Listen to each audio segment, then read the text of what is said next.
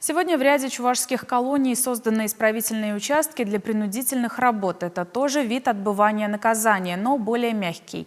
Осужденные трудятся в одном из местных агрохолдингов, на предприятиях по переработке молока, вторсырья, в текстильном машиностроении. Исправительный центр – это уже не колония. Осужденные отбывают наказание в условиях, приближенных к обычной жизни. Исправительный центр представляет собой общежитие для осужденных, в котором созданы все необходимые условия для проживания осужденных. Осужденные трудоустроены в агрохолдинге по переработке мяса, птицы. Трудоустроены, исходя из наличия рабочих мест, с учетом их возраста, состояния здоровья и имеющихся специальности на предприятии.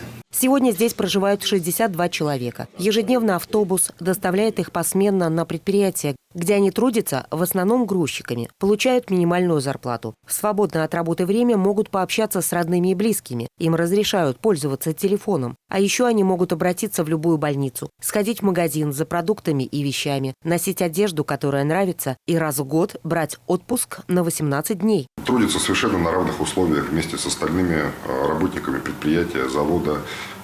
На сегодняшний момент ни замечаний, ни нареканий к данным лицам нет. Принудительные работы выгодны и предприятию, и государству, и самим осужденным. Отбывал наказание в городе Нижнем Тагиле по статье 228, часть 5. Был осужден на 12 лет в колонии строгого режима.